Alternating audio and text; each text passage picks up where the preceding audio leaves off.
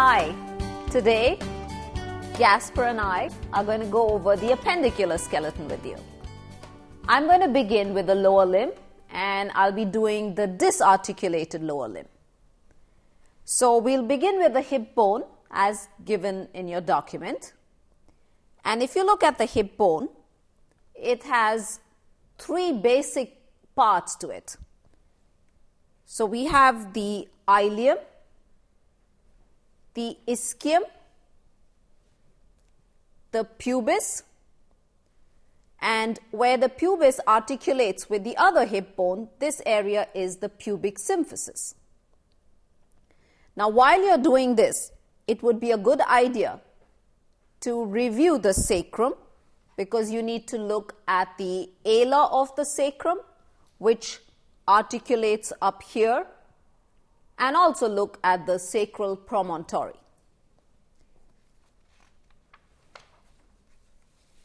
Now let me go over the various parts of the hip bone. So we begin with the ilium.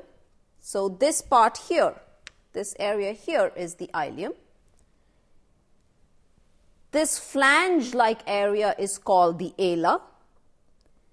This fossa present here is the iliac fossa. This crest, which you can actually feel on your hips, this is the iliac crest. And if you look closely, it really has lips to it. There's an external lip and an internal lip and an intermediate lip. The highest point of this iliac crest is an area which we often look at, because when we want to give an intramuscular injection, we actually make a V-shaped,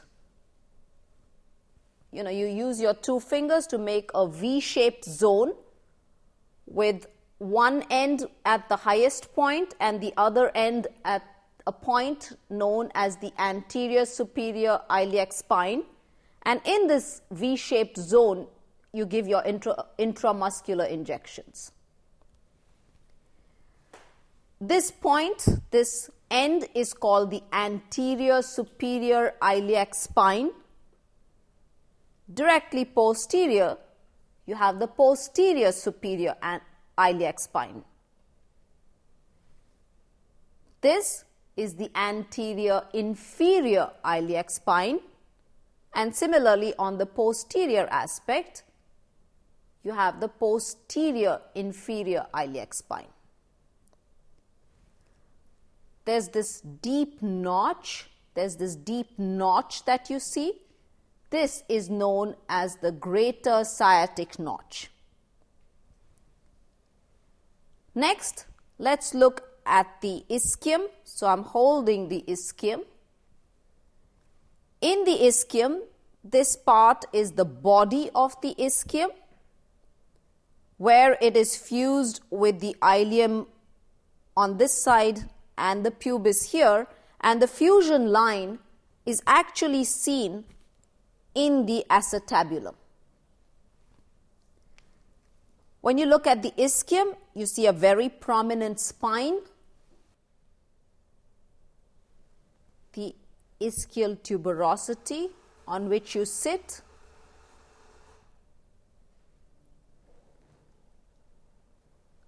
The lesser sciatic notch, the lesser sciatic notch, the lesser sciatic notch. So the greater is above the spine, above the ischial spine, the lesser is below the ischial spine. And this, of course, is the obturator foramen.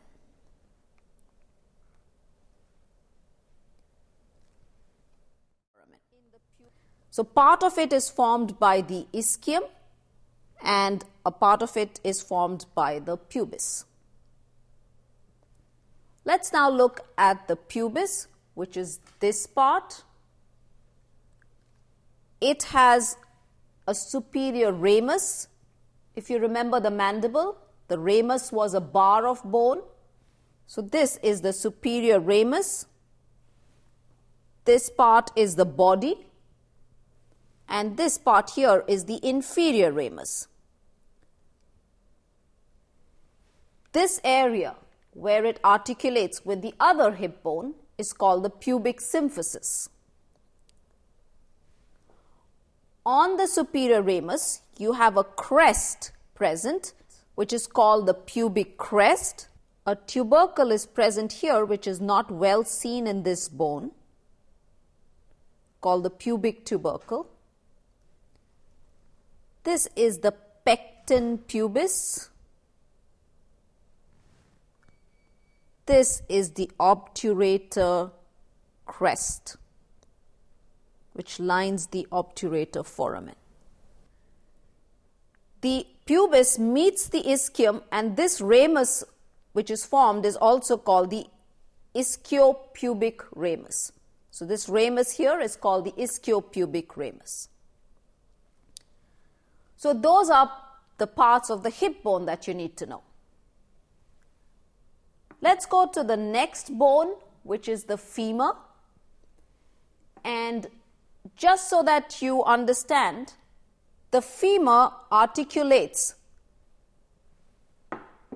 with the acetabulum of the hip bone, forming the hip joint. So this is how it articulates, and this is the hip joint. So this is the right femur. This is the head of the femur, neck of the femur, greater trochanter, lesser trochanter, seen better from here, lesser trochanter, trochanteric fossa. So this is the trochanteric fossa here, intertrochanteric crest,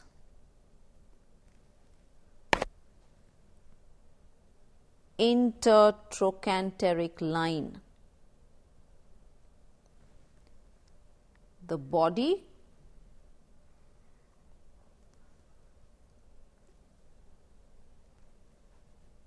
the linea aspera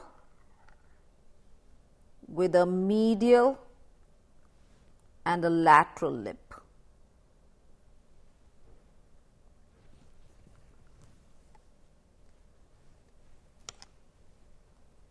Medial condyle, medial epicondyle,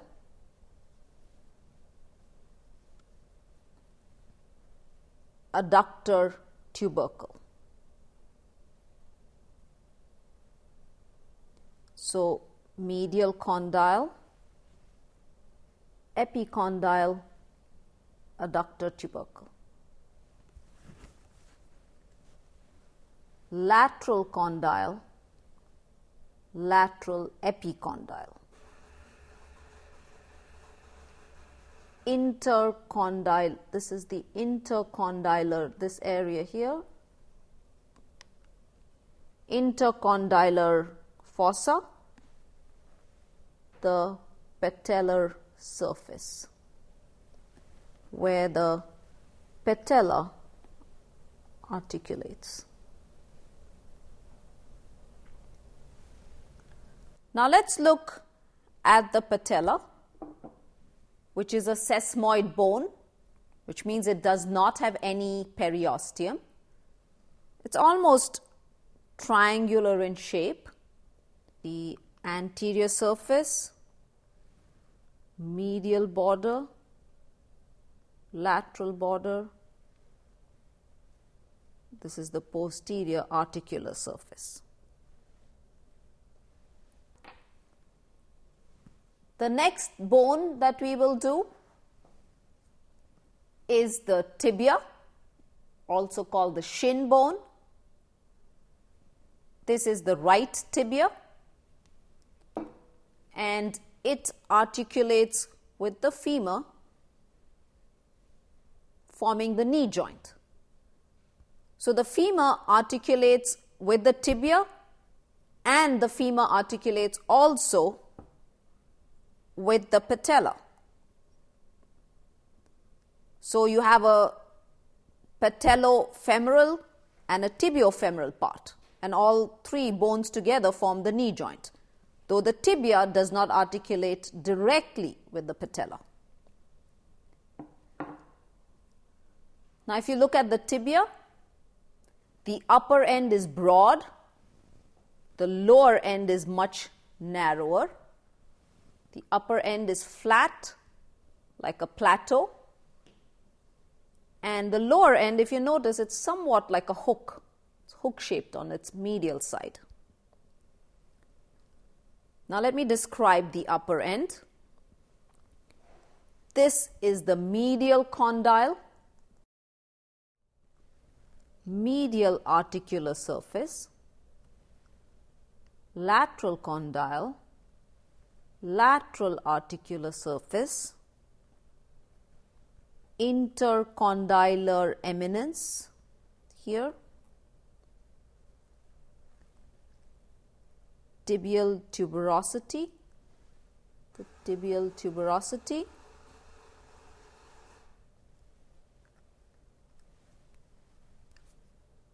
anterior border or shin,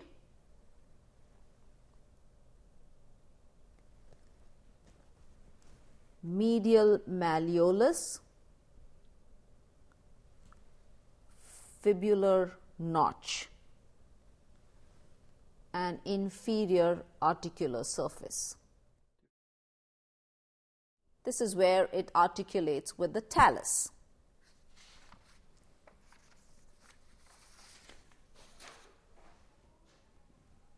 Now let's look at the fibula,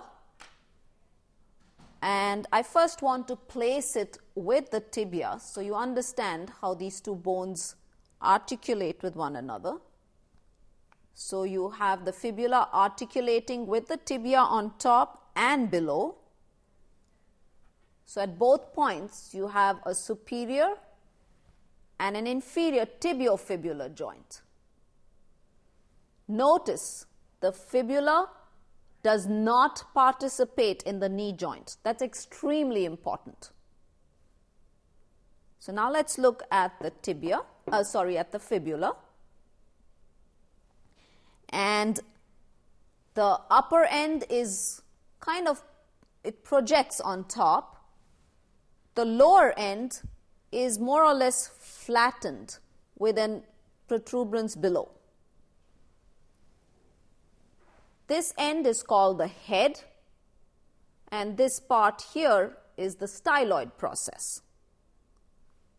This is the body of the fibula, and here we have the lateral malleolus, which on its medial aspect has an articular surface. The lateral malleolus, and the articular surface with the fossa. So this is the articular surface and this is the fossa. So this articulates with the tibia. At the inferior tibiofibular joint. This portion above, actually this part here is the one which will articulate with the bone of the foot, which is called the talus, and this portion above over here is where it is articulating with the tibia, forming the tibiofibular joint. So you can see a portion of the fibula projects below the tibia. If you notice, you can see a part projecting below.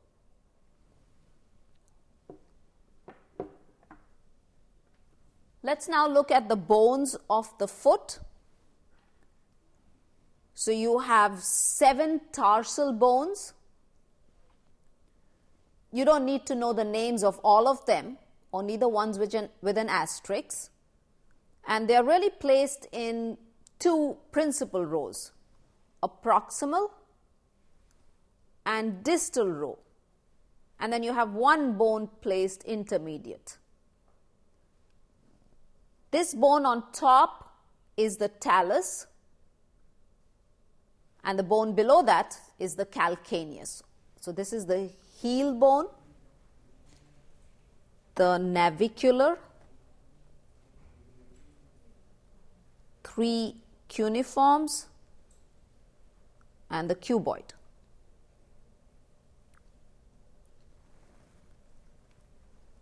The talus articulates with the tibia medially and on its superior surface, and with the fibula laterally at the ankle joint. Then this is the subtalar joint between the talus and the calcaneus. So subtalar between talus and calcaneus. Then the tallo-calcaneo-navicular joint. So tallo-calcaneo-navicular joint and the calcaneo-cuboid joint. The calcaneo-cuboid, so this joint in between. These are the metatarsals, 1st, 5th, the phalanges, 14, with 3 for the lateral 4 toes and 2 for the big toe.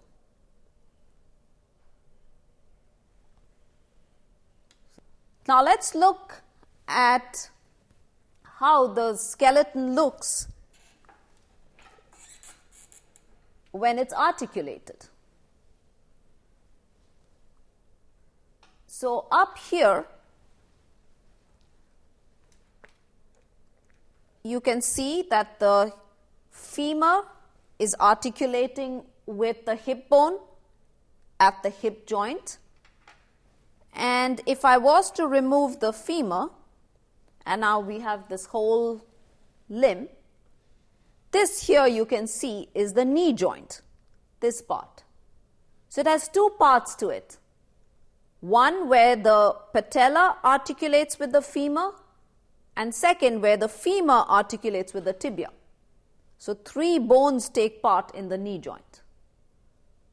And this is a modified hinge joint where you can do the movements of flexion and extension with a slight degree of rotation. Then when we look at the tibia and the fibula, you have a superior and an inferior tibiofibular joint. The superior is a plain synovial. The inferior is what is called a syndesmosis. Very slight movement occurs here and here. The ankle joint between the tibia, fibula, and the talus is a hinge joint where we cause dorsiflexion and plantar flexion.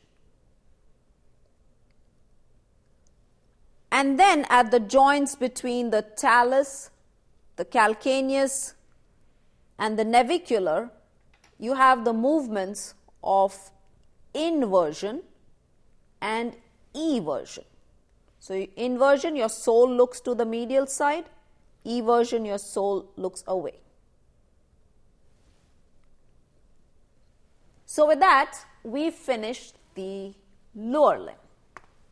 And I hope you've enjoyed watching this video.